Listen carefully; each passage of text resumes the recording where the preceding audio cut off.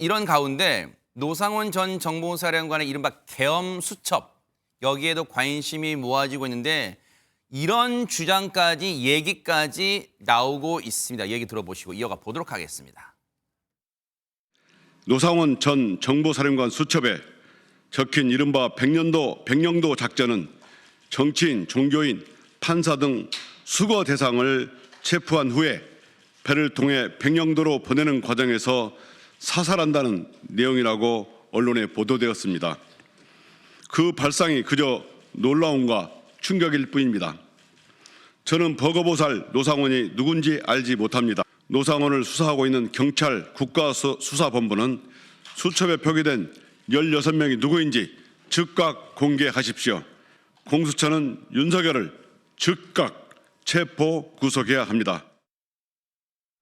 노상원 전 정보사령관에 대해서 버거보살이란 이 별칭까지 나오는 지경인데 지금 손바닥 크기보다도 작은 크기의 수첩에 빼곡히 이 친필로 노상원 전 정보사령관이 뭔가 내용을 적었다는 거 아니에요. 근데 지금 그 얘기 중에 그 내용 중에 이성윤 의원은 장유미 변호사님 여기에 지금 우리가 처음 듣는 단어가 나와요. 백령도 작전이라는 게 나온다는 거예요. 그 내용은 정치인, 종교인, 판사 등 수고 대상 체포한 후에 배를 통해 백령도로 보내는 과정에 사살한다. 내용 자체는 끔찍하고 경악스러워요. 그런데 이 부분에 대해서 현실성이 있는지는 따져볼 문제긴 합니다. 예, 왜냐하면 너무 어떻게 보면 과하고 허황돼 보이는 내용입니다. 이제 국민일보의 보도 내용인데요. 이른바 계엄 수첩이라고 해서 그 노상원 씨가 메모를 했던 수첩에 사살이란 표현, 수거라는 표현, 여러 가지 계엄과 관련한 흔적들이 나와 있는데 이른바 백령도 작전과 관련한 내용이 적시가 돼 있다라는 보도가 나온 겁니다. 그 요지를 정리를 해보면요. 일단 수거 대상, 이게 경찰에서는 아마 체포의 의미 아니었겠느냐라고 설명을 내놓기도 했었는데 수거 대상인 이런 인사들을 백령도 배편에 태워서는 그 과정 중에 뭔가 사살하려는 그런 계획까지도 있었던 게 아니겠느냐라는 단서를 포착하고 현재 경찰이 관련 수사를 진행 중이라는 겁니다. 그러면서 실제로 이 배에서 이제 사살이 일어난다면 북한의 어떤 공격으로부터 배가 폭발하는 등의 이런 내용까지도 수첩에 적혀 있다. 이게 이 해당 보도의 내용인데요. 네. 일단 수거 대상으로 지목된 인물들은 16명이 적혀 있는 것으로 알려져 있고 그중에 한 명인 이상윤 의원이 이제 본인이 이성윤 의원이 기자회견까지 한 건데요. 일단 경찰 관계자는 백령도 작전 이렇게 명시적으로 수첩에 적혀 있는 건 없고 아마 그런 흔적들과 관련한 단서들을 토대로 수사를 하고 있는 것으로 보입니다. 이제 이게요.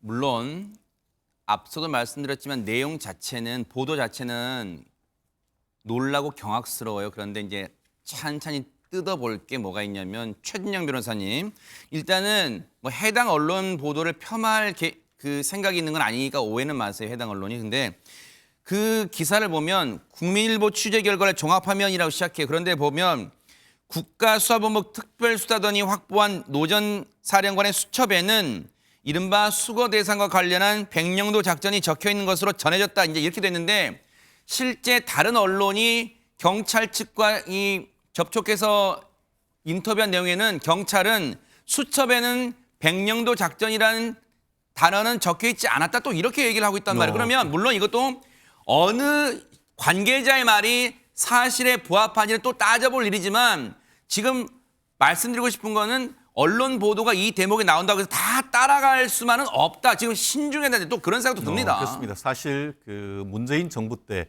어떻게 보면 피의자 인권 보호란 취지에서 기존 같은 경우에는 그 공보 관련해 가지고 공정하게 그 공보를 해야 된다라고 했다가 그 당시에 어떻게 보면 조국 전 장관과 정경심 교수가 어떻게 조사를 받을 때는 검찰의 어떤 그 공보와 관련해서 공보 금지 준칙을 아예 만들어 버렸습니다. 그러면서 피의 사실을 어떻게 보면 그 외부에 유출할 경우 아주 강하게 처벌한다라고 했는데 최근에 보면 오히려 그렇게 강하게 어떻게 보면 공보 준칙이 만들어졌음에도 불구하고 이른바 피의 사실과 관련해서 굉장히 언론에 많이 나오는 것을 보고 있습니다.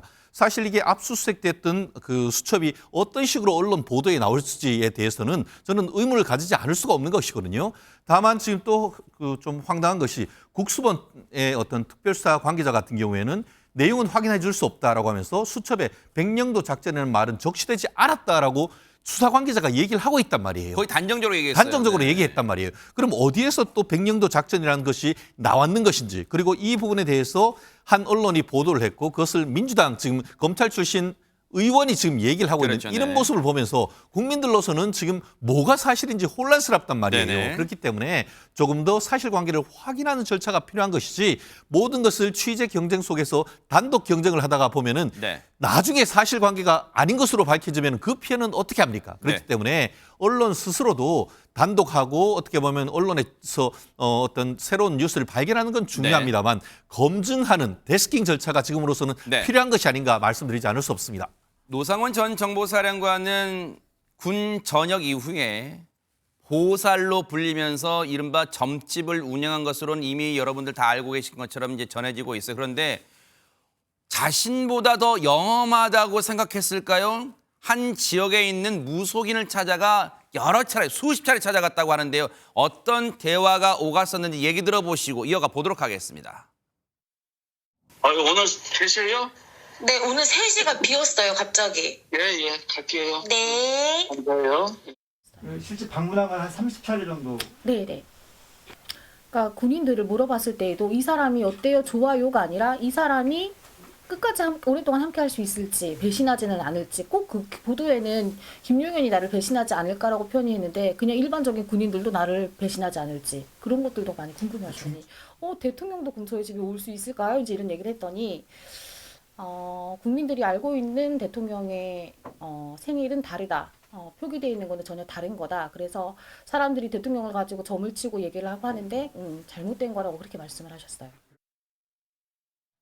지금 이제 뭐 군산 지역에 있는 뭐 무속인이에요. 뭐 수십 차례 이제 저분의 얘기로는 한 30차례 정도 왔다는 거예요. 자주 온 거죠. 그런데 뭐 얘기를 보니까 윤석열 대통령의 생일도 실제 알려진 뭐 포털 사이트 등에 알려진 것과 다르다 할 정도로 많이 자세히 알고 있는 듯한 뭐 그런 얘기도 했다는데, 왜 그러면 노상원 전 정보사령관은 이렇게 무속 꼭 점집 운영하는 게 뭐 나쁘거나 불법은 아니지만 왜 이렇게 여기 심취해 있었을까요? 자기로서는 이제 기본적인 목적 자체가 자기의 명예 회복입니다. 아시다시피 2018년도에 강제추행으로 옷을 벗고 난 예, 다음에 자기하고 상기수 높은 김영은 장군이 국방부 장관이 됐을 때 자기가 다시 명예를 되찾을 수 있는 하나의 절호의 찬스다, 그렇게 생각했고, 아마 이 점집을 다닌 게 아마 2022년부터 2023년 이 무렵인 것 네네. 같고요. 이제 그런 의미에서 실제로 자기의 뒷배경이 김용은 전 장관이기 때문에 이 사람이 대통령이나 장관이 여러 가지 싹 쓸어버리자, 뭐 계엄하자 이런 얘기를 했기 때문에 자기 나름대로는 정보사령관도 하고 그런 과정에서 계엄의 실질적인 전문가 기술자라고 얘기하면서 주도적인 역할을 하면서 실제적으로 자기가 다시 한번 대통령실에 갈 수 있는, 다만 그렇기 때문에 과연 김용현이 시킨 일을 했을 때 끝까지 책임을 지켜줄 것이냐, 나를 대통령실로 인조할 것이냐라는 부분, 그리고 또 실제적으로 날짜도 잡고 나와 같이 하는 사람들이 그야말로 성공할 수 있는 운인가, 이런 부분이고, 자기 스스로도 보살을 했다니까 아마 이런 부분에 의존을 많이 한 것 같습니다. 네. 이제 그런데 문제는 뭐 아무리 그런 어떤 뭐 점집이라 하더라도 계엄의 날짜를 잘못 잡았지 않습니까? 실제적으로 뭐 국회의원들이 만약에 합리적으로 보더라도 국회에 가기 어려운 날짜를 얼마든지 택일을 할 수도 있었을 텐데 뭐 그것부터가 잘못됐다고 저는 그렇게 봅니다. 김재노 의원님, 언론들이 쏟아내고 있는 노상원 전 정보사령관 관련 기사, 특히 무속, 점 관련 그런 기사를 보면 세간에서 혹할 만한 내용들이 다수 포함되어 있긴 합니다만, 한편으로 이런 생각도 들어요. 과연 이게 앞으로 진행될 수사, 이거의 본질인가? 핵심이라고 할 수 있나? 또 그런 생각도 해볼 것 같습니다. 어떻습니까? 참 하여튼 저런 사람들이 끼어서 이야기거리를 만들고 있는 것이 이 계엄 소동의 더 큰 참 황당무계한 이야기죠. 그리고 지금 앞에서도 무슨 백령도 작전이니 네. 하면서 노상원 씨가 수첩에 적었다는 내용이 마치 무슨 이 계엄령의 실행 시나리오처럼 지금 진행되고 있고 또 지금 화면에도 나오는 점술가 저 여인이 마치 예언자처럼 대통령의 탄핵을 이야기한 것이 아주 회자가 되고 있고요. 많은 사람들이 그렇게 생각할 겁니다. 아마 저분 앞으로 장사 잘 되겠다는 생각도 들 텐데요. 이게 도대체 이런 사람이 끼어들어서 무슨 대통령의 이 생년월일 이야기가 나오고 네. 또 뭐 이 사람이 이 장군이 배신할 상인가 내가 청와대에 들어갈 상인가 뭐 이걸 물어봤다는 이런 내용 때문에 점점 이게 막 희극으로 이 노상원 씨 관련된 이야기는 희극으로 점점 가거든요. 그만큼 이 사람과 관련된 이야기는 신빙성이 없어질 가능성이 많다고 봅니다. 이 사람이 지금 한 역할에 대해서도 어느 정도인지 지금 알 수가 없잖아요. 막 핵심 역할을 한 것인지 아니면 그냥 황당무계한 개인적인 그 일탈 행위인지 이것이 앞으로 구분이 되어야 될 거거든요. 노상원 씨가 썼다는 수첩 내용이 제대로 공개가 되지 않고 야당 의원이 부풀리고 해서 아주 거창한 걸로 보이지만 혼자만은 망상인지 실제 네. 이것이 실행 계획이 조금이라도 있었는지 여부가 밝혀져서 저 노상원 씨 저 사람은 정말 엄벌에 처해져야 되고요. 본인의 운명도 모른 돌팔이 점술가임이 다시 한번 드러나야 된다고 봅니다. 네. 자, 명태균 씨 수사 관련 얘기 좀 해보도록 하겠습니다. 지금 명태균 씨 수사가 계속 속도는 내고 있습니다만 뭔가 뚜렷하게 잡혀가고 있는 건 그렇게 그다지 보이지 않는 상황에서 민주당이 지난 10월에 윤석열 대통령의 공천 개입 의혹을 제기하면서 공개했던 당시 윤석열 대통령과 명태균 씨의 대화 내용 좀 다시 들어보시고 이어가 보도록 하겠습니다. 공관위에서 나한테 그리고 왔길래 김영선이 경선 때도 열심히 뛰었으니까 너는 김영선이 좀 해줘라 그랬는데 거기에 말이 많네. 진짜 평생을 잊지 않겠습니다. 고맙습니다. 예. 저 내용은 이제 검찰이 명태균 씨 이른바 황금폰이라고 불리는 거기에 이제 모든 게 다 들어있을 거 아니에요. 이제 황금폰을 통해서 앞서 들었던 이 대화 내용 이후에 그 녹음 파일들이 새롭게 또 공개가 됐잖아요. 네. 사실 그때 민주당에서 공개했던 내용은 대통령의 육성이라는 점에서는 상당한 큰 충격파를 줬는데 상당히 좀 짧았습니다. 네. 근데 지금 현재 검찰이 이른바 황금폰 세대를 확보를 했고 USB까지 확보를 해서 이 원본을 갖고 있다는 거예요, 파일을.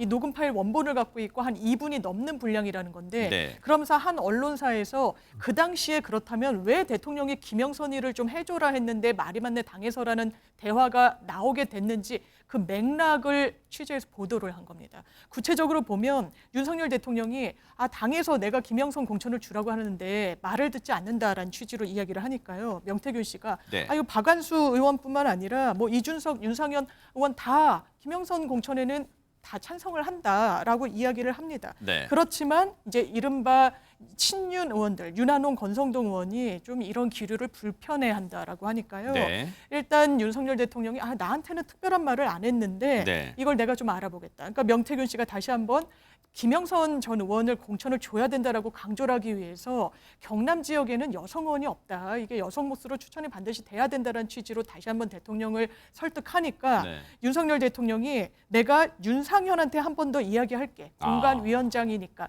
이런 육성까지 담겨 있었다라는 게 해당 보도의 내용입니다. 네. 이제 이거는 이제 해당 보도이긴 합니다만 이제 파일을 이제 들어봤는지는 모르겠어요.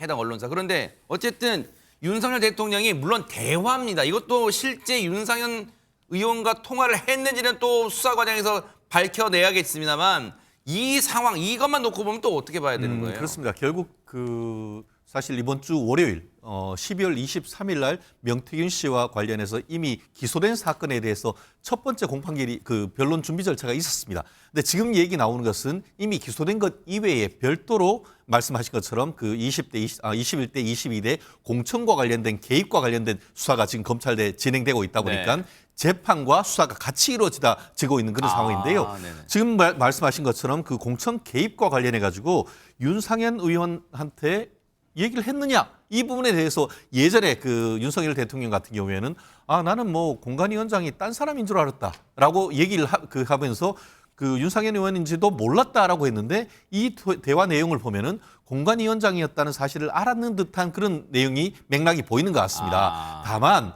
그런 팩트가 지금 확인됐다고 해서 그것이 공천에 관한 의견을 제시한 것을 넘어서 네. 공천에 적극적으로 개입한지에 대한 법률적 평가는 앞으로 나아갈 부분이 있는 것 같습니다. 더불어서 아까 얘기한 것처럼 뭐 명태균 씨와 얘기를 하면서는 내가 얘기해볼게 하겠다라고 했지만 실제로 그 윤석열 대통령이 그 무렵에 그 공관위원장인 윤상현 의원에게 전화를 했는지 여부는 또 다른 문제이고 네. 더불어서 지금 윤상현 의원 같은 경우에는 그런 부분과 관련해서 구체적인 얘기를 한 사실이 없다는 원칙적인 그 태도를 지금 얘기를 하고 있단 말이에요. 네. 그렇기 때문에 향후에 지금 뭐 워낙 지금 그 탄핵과 관련해서 너무 시끄럽다 보니까 이것이 이선으로 물러난 부분이 있습니다만 탄핵과 관련되는 부분이 어떻게 보면 어느 정도 정리가 되면은 이 부분에 있어서의 어떤 그 공선법이라든가 아니면은 뭐 여러 가지 정치자금법 이 문제에 대해서 윤상현 의원과 어떤 추가적인 수사가 필요해 보이는 것은 분명한 것 같습니다. 네.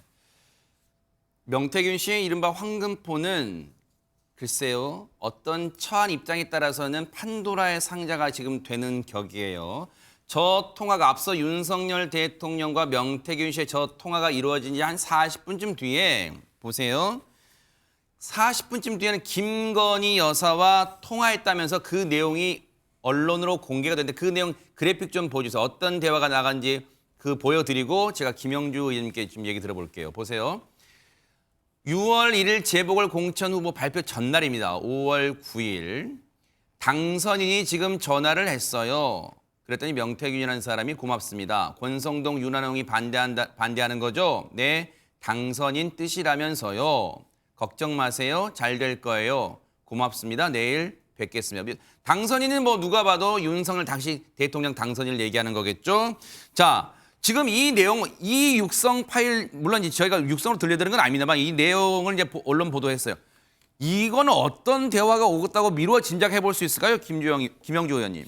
그래서 기본적으로는 명태균 씨도 첫 번째는 자기의 걸림돌이 누군지를 알고 있는 거죠. 윤한홍 의원이 자기하고 척을 지고 있는 상태이고 후보 시절에도 대통령에게 명태균 씨 조심해라고 윤한홍 의원이 얘기했고 그런 역사적 히스토리가 있었을 거예요. 경남 지역에서.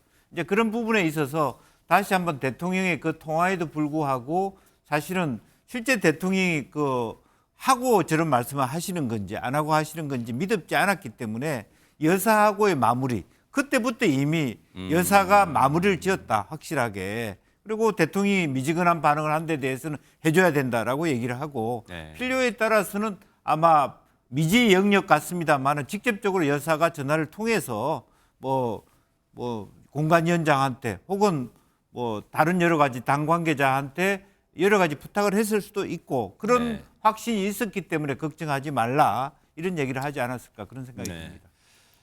당시에 윤석열 대통령은 공천에 개입한 적이 없다. 이걸 지난달 대국민 담화 때 밝히기도 했어요. 한번 들어보시고 이어가 보도록 하겠습니다. 저는 그 당시에 공관위원장이 우리 정진석 비서실장인 줄 알고 있었어요. 그만큼 저는 당의 이런 공천에 관심을 가질 수 없었고 원리 원칙에 대한 얘기만 했지 누구를 공천을 주라 이런 얘기는 해본 적이 없습니다. 저렇게 공천에 개입한 적이 없다고 말했지만 앞서 김건희 여사와 통화했다는 그 언론 보도를 보면 장윤 변호사님 물론 미루어 짐작하는 대목일 수 있어요. 클 수밖에 없는데 김건희 여사가 그러잖아요. 당선인이 지금 전화를 했는데 권성동, 윤한홍이 반대한다는 거지. 이 말은 즉슨 미루어 보면 뭔가 윤석열 대통령과 그 당시 당선인이신 분이지만 김건희 여사가 뭔가 이에 대해서 대화를 나눴다는 걸 미루어 짐작할 수 있는 대목이 아닌가 지금 그렇게 보는 것 같아요. 그래 보이죠. 그리고 이 통화가 오갔다는 날짜는요. 이 김영선 전 의원에 대한 공천이 확정되기 바로 전날입니다. 심지어 그 당시에 공관위 속기록을 보면 윤상현 의원이 갑자기 여성 공천 이런 이야기를 했다는 거예요. 그 당시에 국민의힘 대선 공약이 여성가족부 폐지였습니다. 네. 좀 뜬금없어 보이는 부분이 있고 저는 개인적으로 더 큰 문제가 윤석열 대통령이 국민들께 이거 대국민 당화 굉장히 화제를 모았었죠. 명태균 씨 때문에 수세에 몰렸을 때 굉장히 긴 시간을 할애해가지고 해명을 했으니까요. 그때 똑똑하게 육성으로 국민들께 이렇게 설명드렸습니다. 본인이 대선을 준비하고 이러느라고 고3 수험생처럼 바빴기 때문에 공관위원장이 누군지도 몰랐다. 아니요. 지금 보도에 따르면 그 육성은 윤상현한테 한 번 더 내가 이야기하겠다. 윤상현이 공관위원장이니까 라는 것이었습니다. 그 당시에 지방선거를 치러야 됐기 때문에 지방선거 공관위원장은 정진석 지금 비서실장이었죠. 그리고 재보궐선거도 함께 치러졌기 때문에 윤상현 의원이라서 저는 그 당시에 대통령 답변을 들으면서 국민의 한 사람으로서 헷갈리고 착오하고 오인할 수 있었겠다라고 믿었습니다. 그렇지만 아니었던 거죠. 본인의 육성이 확인된다면 윤상현 공관위원장에게 설명하겠다고 이야기했던 거 아니겠습니까? 이게 검찰이 이제 명태균 씨의 휴대전화를 갖고 있는 게 왜 저게 황금폰이라고 불릴 수밖에 없는지 지금 검찰이 육성 파일을 다 공개하진 않았지만 언론들의 이제 취재 이게 검찰이 흘리는지는 모르겠습니다만 단언할 수는 없죠. 물론 민감한 그런 발언이니까 그거는.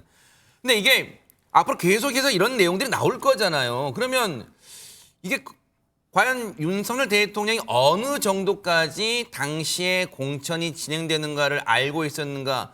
이제 이 부분이 계속해서 혹시라도 육성으로 나오게 된다면 곤란한 상황에 처할 수 있지 않을까. 물론 조심스러운 전망입니다. 어떻습니까? 근데 이제 우선 좀 명백하게 전제를 하고 가야 네네. 되는 것이 대통령이 그때 공무원이었든 아니든 당연히 취임 전날이니까 공무원 신분은 아니죠. 그러나 공무원 신분이 된 이후라도 대통령이 공천에 관련해서 어떤 의견을 제시하는 것이 불법은 아니에요. 그것은 이미 명백하게 과거 판결로 정해져 있거든요. 다만 이것이 대통령이 그런 여당의 공천에 개입하는 것이 맞느냐 맞지 않느냐의 문제는 있죠. 가급적 공천에 개입하지 말아야 되죠. 그런데 그런 면에서 정치적으로 비판하는 건 충분히 일리가 있다고 봅니다. 그런데 지금 수사라는 것은 법적으로 위법행위냐 아니냐를 가려내어서 위법행위가 있으면 처벌하기 위해서 수사를 하거든요. 국민들이 지금 관심이 있다고 해서 그것을 밝혀내가지고 언론에 뒤로 흘려주고 하는 것은 수사기관이 해서는 안 될 일이죠. 그런 의미에서 지금 이런 내용이 밖으로 나오는 데 대해서 저는 굉장히 좀 의구심을 갖고 있습니다. 둘째로는요. 네. 제가 알기로는 제가 이 분야에는 비교적 그때 당시에 사정을 잘 아는데 윤상현 의원이나 윤 대통령이나 당시에 직접 전화를 한 것은 아니라는 것은 제가 알고 있어요. 누가 들으신 건가요? 그것은 제가 알아요. 하여튼 밝힐 수는 그러니까, 없지만. 네네. 네, 윤석열 대통령도 윤상현 의원한테 통하지 않았다라는 것은 맞는 사실이고 윤상현 의원도 대통령한테 직접 전화 받은 일이 없다라는 것도 맞는 사실이에요. 그러나 간접적으로 그런 의사를 전달받았는지 여부는 알 수가 없죠. 그런데 그러면 이것이 어떤 문제가 있느냐? 이것은 오히려 명태균 씨가 네. 김영선 전 의원에게 이만큼 공천에 깊이 개입했고 명태균 씨 공으로 그 공천 가능성이 별로 없는 김영선 전 의원이 공천받은 것은 맞는 걸로 보여요. 그리고 그 이후에 그만큼 공천에 영향력을 미쳤고 국회의원이 되기도 어려운 분이 국회의원을 2년 동안 했으니까 그 네. 과정에서 내가 이만큼 공을 세웠으니 당신이 받는 급여의 반을 내놔라 하는 것도 충분히 설득력이 있었을 것이고 그렇게 돈을 받아갔어요. 네. 그래서 이 상황은 결국 명태균 씨 범죄 행위를 훨씬 더 확실하게 입증하는 증거는 돼요. 지금 둘 다가 아니라고 주장해봤자 네. 이 그 육성이 검찰이 확보됨으로써 두 사람의 유죄 판결은 훨씬 더 가까워진 거죠. 그리고 더 나가서 저 명태균 씨가 앞으로 무슨 내용의 이야기를 하더라도 네. 제가 봐서 이것 이상으로 더 자신의 범죄 행위를 증강시키는 내용이 많이 나오겠죠. 네. 그리고 지금 이미 대통령 입장에서는 탄핵 소추가 되어서 지금 헌법재판소 그 방하기도 어렵기 때문에 이 사안에 대해서 지금 방할 그런 여력도 없을 여력도 거라고 없다. 봐요. 네. 그래서 저는 네. 이 내용이 명태균이라는 사람은 저렇게 정치권에서 네. 개입해서 공천 뒤나 봐주고 돈을 받아가는 정치 브로커로서 네. 지금 만천하에 자신의 이름을 알리게 됐고 김영선 전 의원은 그러므로 해서 국회의원이 되어서 2년 동안 국회의원 노릇은 했지만 결국 둘 다 교도소 갔잖아요. 그것이 네. 이 종말이죠. 이런 가운데 더불어민주당이요. 명태균 씨 관련 녹음 파일을 추가로 공개한 게 있는데 들어보시고 얘기를 이어가 보도록 하겠습니다. 장이야, 아까 내가 통화를 했는데 내가 원내대표 나가 있어 그랬더니 자기가 무슨 외교통상부에 어떻고 13년이 됐고 무엇이 어떻고 막 떠들자 내보고 형수한테 이야기 좀 잘해주라 하거든. 안 그래도 일단 4시에 만나러 가야 그랬더니 니만 믿는다 했었대. 그것도 막 급해가 막 외교통상부에 내가 몇 개에서 이력을 막 얘기해. 내한테 이력만 이야기해서 뭐합니까 그거. 외교통상부 장관은 원인형도 하고 싶어 죽을라고. 글쎄요. 이 김영선 전 의원 이 녹음 내용은요. 육성 파일은 2022년 3월 중순이랍니다. 민주당 측이 공개한 육성 파일인데요. 명태균 씨가 국민의힘 김영선 전 의원과 전화로 나눈 이야기였다고 합니다. 그런데 보세요. 여기에 보면 귀에 쏙 들어오는 단어가 몇 개 보여요. 외교통상부 그리고 외교통상부 장관 뭐 등등 그리고 또 하나 귀에 들리는 게 형수한테 얘기 좀 잘해주라 하되 장윤 변호사 형수가 누구를 언급하는 걸까요? 아마 김건희 여사를 지칭하는 것으로 보입니다. 왜냐하면 그 당시는 3월 통화라고 하는데 2022년 3월이면 이 국무위원 구성 인선 작업이 진행 중인 상황이었어요. 그러면서 윤상현 의원이 일단 외교통상부 장관을 가고 싶어 한다라는 데서 그치는 그런 추상적인 층의 이런 진술, 그 녹음 내용이 나온 것이 아니라 네. 13년 동안 내가 외교통상과 관련한 전문적인 업무를 했다. 아마 외교통상위원회 소속 의원으로서 의정 활동을 한 부분을 언급한 게 아닌가 싶습니다. 상당히 네. 구체성을 띈다라고 보여지고요. 실제로 거기에 더해서 대단히 눈길을 끄는 단어는 형수입니다. 왜냐하면 형수에게 잘 부탁을 해달라라고 했을 때 여기서는 인사와 관련한 청탁으로 보이거든요. 그렇다면 어떻게 보면 인사에 영향을 미칠 수 있는 실권자 지위에 있는 형수라고 지칭될 만한 여성은 사실 김건희 여사 말고는 상상하기가 어렵고 실제로 명태균 씨가 거기에 화답하듯이 조금 뒤에 만나러 간다라고 이야기를 하고 있어서 이 부분에 대해서도 실제로 어떤 경위로 인사청탁 등이 구체화된 내역이 있는지에 대해서도 수사가 발생할 수 있어 보입니다. 자신의 네네네. 요거 듣고 올게요. 자, 발언께 드리겠습니다. 죄송합니다. 자, 자신의 이름이 언급된 윤상현 의원이 어제 입장을 밝혔는데요. 얘기 들어보시고 이어가 보도록 하겠습니다.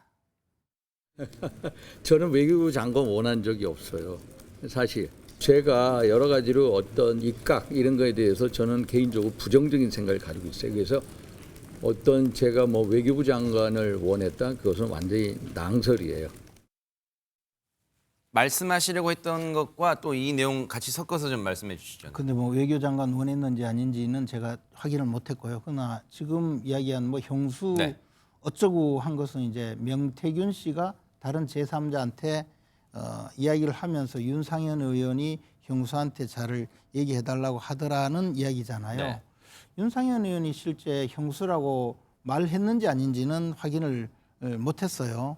그런데 문제는 이게 명태균이라는 사람의 주장이라는 거죠. 명태균이라는 사람이 그런 주장을 하면서 제3자한테 떠벌리고 있는 내용이거든요. 그런데 이것이 일단 윤상현 의원이 그런 말을 했다는 것을 전제로 그다음 두 번째는 형수한테 이야기 잘해달라고 하면 그 형수 즉 김건희 여사가 외교부 장관 정도 인사에 영향을 미쳤다는 것이 맞다라고 결론을 내리면 그것이 과연 맞느냐. 저 정치 사기꾼한테 우리가 네. 저 말을 다 듣고 해야 되느냐. 실제 영향력이 있었든 없었든 우리가 어떤 논란을 벌일 때 굳이 저런 교도소에 있는 네.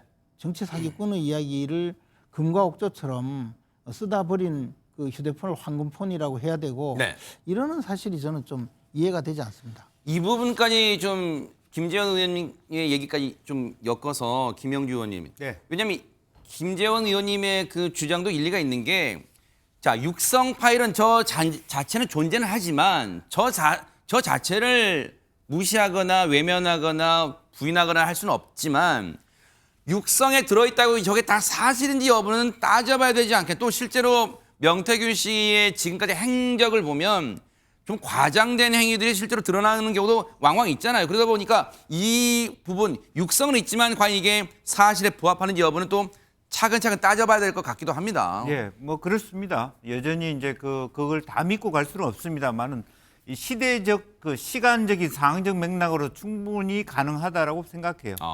초기에 박진 장관이 22년 4월 13일 날 장관이 됩니다. 그럼 박진하고 본인하고 봤을 때 본인이 뒤질 이유가 없죠. 권영세는 통일부 장관이 됐어요. 그러니까 본인은 조지타운대에서 외교학으로 석사하고 뭐 조지 워싱턴에서 국제정치학 박사를 했다고. 박진 장관은 영어를 탁월하게 했지만 사실은 행정학하고 정치학을 했다고. 그러니까 자기 전문성으로 보면 본인이 박진에 비해서 뒤떨어지지 않는다는 생각을 했고 충분히 로비할 만하다고 생각이 들어요. 정황상으로는. 예, 외통일을 했고 네. 실제적으로 그 시점이 바로 박진 장관이 되기 한 달 전 무렵이거든요. 네. 뭐 인사라고 하는 건 발표나기 전까지는 어떻게 될지 모르는 상황이면 충분히 그런 분위기였다는 것을 우리가 이해할 수 있는 부분이고 다만 저렇게 얘기하고 떠벌리는 그 맥퉁인 씨 얘기를 100% 다 사실로 인정하기에는 거리가 있지만 상황적 맥락으로서는 충분히 왜냐하면 박진 장관 되고 권영세 장관 되는데 나는 왜 못 돼? 그 충분한 네. 자기가 더 실제로 이 그 윤상현 의원은요 존스 홉킨스에서 국제관계 대학원 교수까지 했다고요. 그런 국제관계 즉 외교부 장관의 전문성은 자기는 분명히 박진보다 더 낫다고 생각할 수 있는 근거가 있습니다. 네. 앞서 김재원 의원님의 표현처럼 저게 정말 황금폰인지 이른바 허접한 쓰레기폰인지는 보는 시각이 다를 수도 있고 실제 그게 수사에 어떤 영향을 주는지도 봐야겠지만 최진영 변호사님 네. 저 내용이 과연 지금 보세요. 윤상현 의원이 외교부 장관을 원한다 하더라 등등 대화는 오갔지만 저게 만약에 형사적으로 무슨 처벌할 수 있는 저 대화 내용 자체 가지고 처벌할 수 있는 거에 지금 아마 시청자분들 그 대목이 궁금하실 거예요. 왜냐하면 지금 무차별적으로 육성 파일이다 또 녹음 내용이다 해가지고 언론 보도 경쟁적으로 나오긴 있지만 과연 이게 저 황금포인지 쓰레기포인지 모르겠지만 저기서 나오는 말들이 과연 본질과는 어떤 연관이 있는지 그것도 궁금할 것 같습니다. 그렇습니다. 지금 정확하게 뭐 법조인으로서 말씀드리면은 뭐 그 본인들 아는 사람들끼리 뭐 이런 얘기할 수 있는데 거기에 돈이 개입되지 않는다고 하면은 그것이 정치자금법 위반이라든가 아니면은 실질적으로 공천에 개입할 의사나 능력도 없으면서 마치 공천에 개입할 것처럼 했다고 하면 그건 사기라든지 이런 부분이 성립되는 것은 변론으로 지금 현재의 그렇지 아니한 상태에서 형님 동생 하면서 얘기하는 것이 형법적으로는 사실 아무런 의미가 없을 가능성이 굉장히 높은 것이죠. 네. 실질적으로 지금 명태균 씨 같은 경우에는 명태균 씨 측을 통해서 사실 저 개인한테